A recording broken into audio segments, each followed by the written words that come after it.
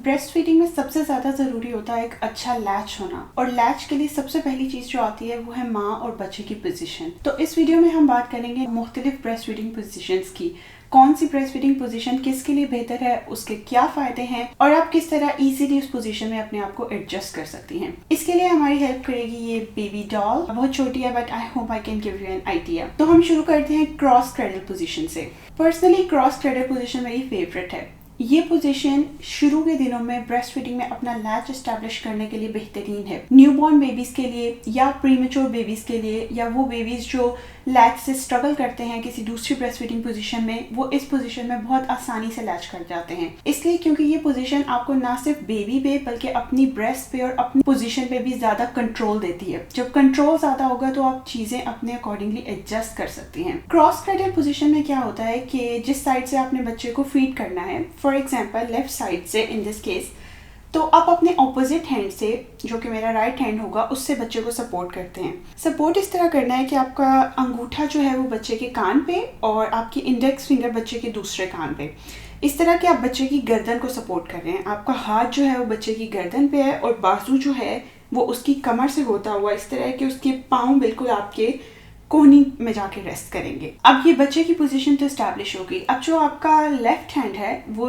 बिल्कुल फ्री है, उससे आप अपनी ब्रेस्ट को एडजस्ट कर सकती हैं और एग्जैजरेटेड लैच टेक्निक अपनाते हुए ब्रेस्ट को सी शेप में या फिर यू शेप में कंप्रेस कर सकती हैं ताकि बच्चा इजीली निप्पल अपने मुंह में ले सके। इस पोजीशन में बच्चे ने पूरी आपकी तरफ करवट ली हुई है और वो फुली सपोर्टेड है। इस तरह नहीं है कि बच्चे का मुंह जो है उससे तो वो दूध पी रहा है लेकिन उसकी बॉडी जो है वो सीधी है। बच्चे की बॉडी, उसके पाँव, घुटने, हिप्स, कंधे और कान ये एक लाइन में होने चाहिए और पूरी उसकी बॉडी सपोर्टेड होनी चाहिए, पाँव भी। एक दफा जब बच्चा इस तरह एडजस्ट हो गया तो फिर आप उसे नर्सिंग पिलो पे भी शिफ्ट कर सकती हैं। जैसे मैंने अभी ये पिलो रख लिया है तो अब मैं बच्चे की बॉडी को इस पे सपोर्ट दे सकती हूँ कि मुझे ही उसको पूरा का पूरा ना उठाना पड़े बल्कि वो भी इजीली एडजस्ट हो गया। और मैं अपने पीछे अपनी कंफर्ट के लिए भी कोई तकिया वगैरह रख के आराम से टेक लगा सकती हूँ। इस पोजीशन में बच्चे का सर जो है वो बिल्कुल फ्रीली मूव कर रहा है। आपने बच्चे के सर को इस तरह नहीं पकड़ा हुआ बल्कि आपने गर्दन पे सपोर्ट दी हुई है। दूसरे नंबर पे हम बात करते हैं फुटबॉल होल्ड की, जिसे क्लच होल्ड या रग्बी होल्ड भी कहते हैं। ये पोजीशन खासतौर पे उन मदर्स के लिए बेस्ट है जिनका सी सेक्शन हुआ हो, क्योंकि इस केस में बेबी जो है वो आपके पेट पे नहीं है बल्कि उसका जिस्म पीछे की तरफ होता है, जिसकी वजह से आपकी इंसिशन पे दबाव नहीं पड़ता और आपको दर्द नहीं होती। इसके अलावा अगर आपकी ब्रेस्ट बड़ी हैं, ज़्यादा हैवी हैं या आपके ट्विन्स हैं तो भी आप ये पोजीशन ईजिली यूज़ कर सकती हैं। फुटबॉल होल्ड में क्या होता है कि आप बेबी को अपनी साइड पे, अपनी बॉडी की साइड पे इस तरह लिटाते हैं और सेम उसी तरह बेबी की गर्दन को सपोर्ट करते हैं कि आपका हाथ जो है वो उसकी गर्दन पे है और अपनी पूरी फोर आर्म पे बच्चे का जिस्म है और इस तरह आपने बच्चे को क्लोजली अपने जिस्म के साथ टक इन किया हुआ है। यहाँ से बच्चा लैच करता है। लैच के लिए वही कि सबसे पहले उसकी चिन ब्रेस्ट पे अटैच होती है और उसके बाद वो निपल और मैक्सिमम एरियोला का पोर्शन अपने मुंह में लेता है। ध्यान रखिए कि यहाँ पे भी आपने बच्चे के सर को नहीं पकड़ा हुआ, उसकी गर्दन को सपोर्ट दी हुई है, उसके जो पाँव हैं वो बिल्कुल आपके जिस्म के साथ लगे हुए, इस तरह के बच्चे ने करवट ली हुई है। और एक दफा जब बच्चे की पोजीशन यहाँ पे एडजस्ट हो जाए तो आप इजीली ये नर्सिंग पिलो ऐसे यहाँ पे रख सकते हैं और बच्चे की बॉडी को ज्यादा बेहतर तरीके से सपोर्ट दे सकते हैं। तीसरे नंबर पे हम बात करते हैं क्रेडल होल्ड की। ये ब्रेस्ट फीडिंग के लिए सबसे कॉमनली यूज होने वाली पोजीशन है। शुरू में ये क्रेडल होल्ड अडॉप्ट करना अगर आप पहली दफा ब्रेस्ट फीडिंग करा रहे हैं थोड़ा सा मुश्किल होता है क्योंकि लैच इतनी इजीली एस्टैब्लिश नहीं हो पाता, मगर जब एक दफ़ा बच्चा लैच सही से एस्टैब्लिश कर दे या 3 महीने या उससे बड़ा बच्चा हो जाए तो ये बहुत ही कंफर्टेबल पोजीशन हो जाती है। ये उन माओं के लिए बेहतरीन है जो सक्सेसफुली ब्रेस्ट फीडिंग के शुरू के दिनों से गुजर चुकी हैं, बच्चे का लैच अच्छे से एस्टैब्लिश हो चुका है। ये पोजीशन भी बच्चे के बॉडी को बहुत अच्छी सी सपोर्ट देती है, माँ के साथ उसका आई कॉन्टैक्ट मेंटेन रखती है और बिलाशुबा ब्रेस्ट फीडिंग के लिए सबसे कंफर्टेबल पोजीशन है। क्रेडल होल्ड में क्या होता है कि आप जिस साइड से बच्चे को फीड कराने लगे हैं उसी साइड के बाजू से बच्चे को सपोर्ट देते हैं,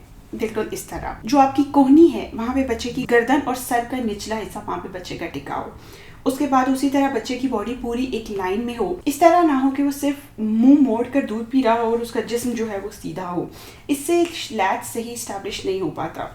जब बच्चा इस तरह पूरा आपकी तरफ मुड़ा है तो मेक श्योर कि बच्चा बिल्कुल आपके साथ चिपका हो, आपका पेट और बच्चे का पेट एक दूसरे के साथ टच कर रहे हो, बच्चे के पाँव, घुटने, हिप्स, कंधे और कान वो एक लाइन में हो। इसके बाद अगर आपको ज़रूरत पड़े तो आप अपने दूसरे हाथ से ब्रेस्ट को लिफ्ट करके या जो भी आप सपोर्ट देना चाहें दे सकती हैं ताकि इजीली लैच इस्टेब्लिश हो जाए। इस पोजीशन में अगर आप बैठे हुए दूध पिला रही हैं तो ज़ाहिर है इतनी देर तक बच्चे को उठाना बहुत भारी हो जाता है। तो प्लीज़ मेक श्योर कि आप कुछ पिलोज़ वगैरह अपने पीछे ज़रूर रखें, और अगर आप बैठी हुई हैं तो अपने पाँव जो हैं किसी फुट स्टूल पे ऊपर रख लें, या बेहतर हो तो काउच पर ही ऊपर कर लें, जैसे आप कंफर्टेबली बैठ के पिला सकें।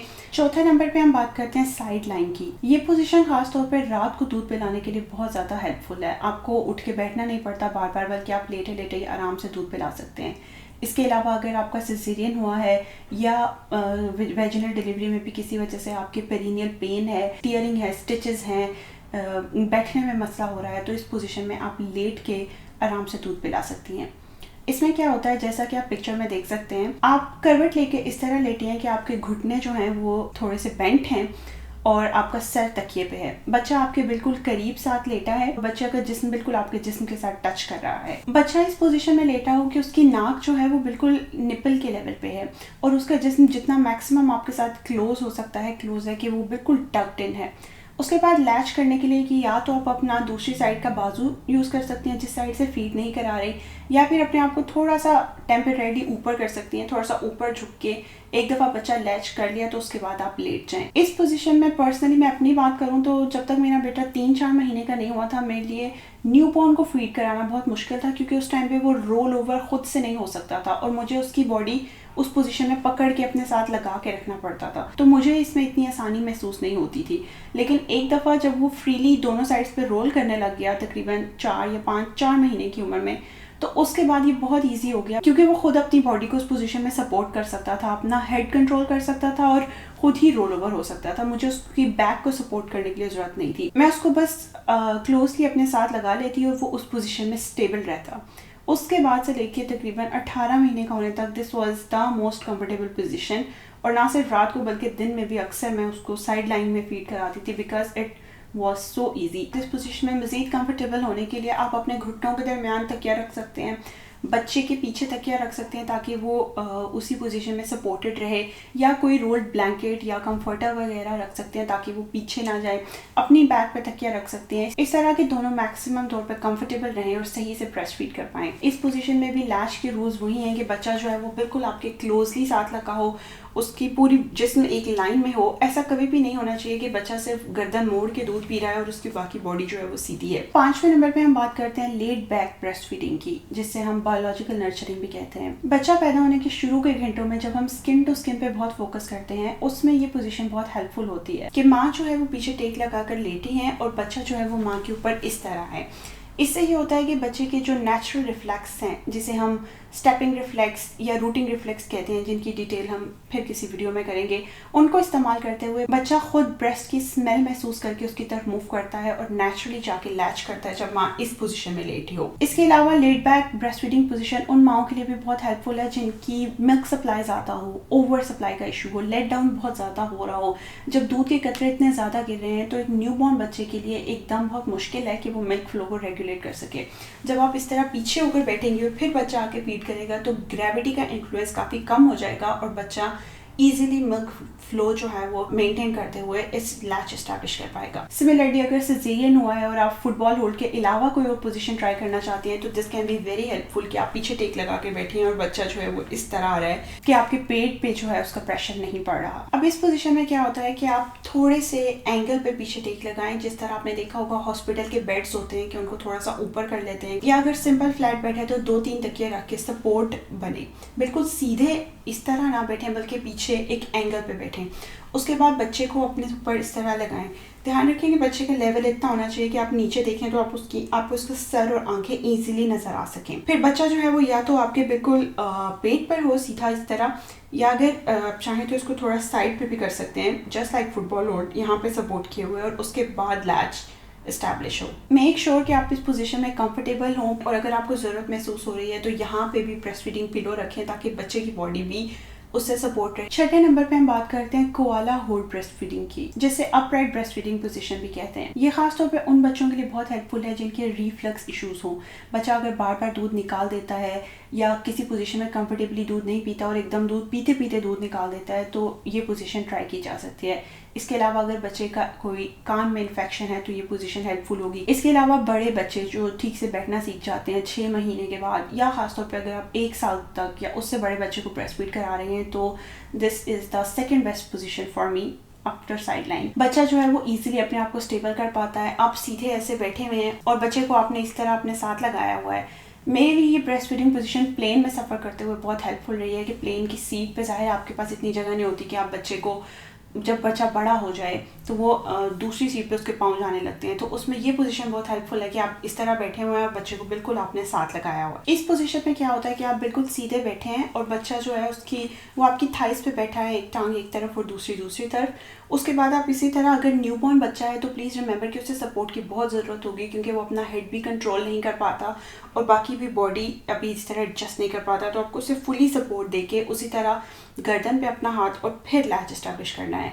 लेकिन बड़े बच्चे जो खुद से ठीक से बैठ जाते हैं, उनको सिर्फ आप इस तरह थोड़ी सी सपोर्ट दें कि वो पीछे की तरफ ना गिर सकें। 7वें नंबर पे हम बात करते हैं डेंगल फीडिंग की। ये इतनी ज़्यादा कंफर्टेबल पोजीशन नहीं है और स्पेसिफिकली उस सिचुएशन के लिए जब आपकी ब्रेस्ट में इंगॉर्जमेंट बहुत ज़्यादा होने की वजह से ब्लॉक डक्ट्स हो गई हों, क्लॉग डक्ट्स हों या मेस्टाइटिस हो, ब्रेस्ट पे प्रेशर बहुत ज़्यादा हो और आपकी ब्रेस्ट जो है वो सही से ड्रेन ना हो पा रही हो। बच्चे को सीधा लेटाते हैं और माँ जो है वो उल्टे होकर अपने ब्रेस्ट बच्चे के मुंह में डालते हैं ताकि उस ग्रेविटी के इन्फ्लुएंस की वजह से दूध ज़्यादा निकले और बच्चा जो है वो इजीली ब्रेस्ट को ड्रेन कर पाए। टेम्परेरीली यूज़ की जाने वाली पोजीशन है, जाहिर है कि कंफर्टेबल नहीं है, इसे आप रेगुलरली या डेली बेसिस पर यूज़ करें। आपकी पोजीशन चाहे कोई भी हो, एक अच्छी पोजीशनिंग के कुछ ग्राउंड बेसिक रूल्स हैं जो कि हर पोजीशन में फॉलो होने चाहिए।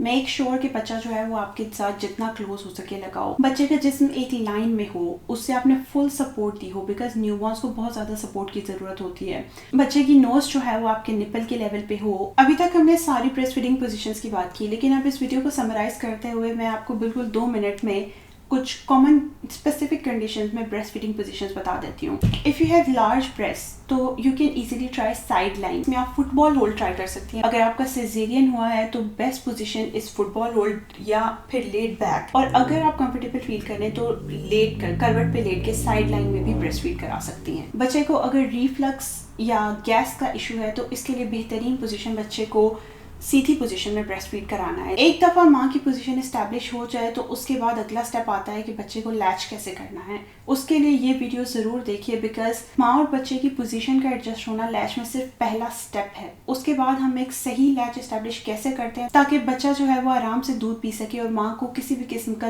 दर्द या डिस्कम्फर्ट ना हो, उसके लिए ये वीडियो देखिए।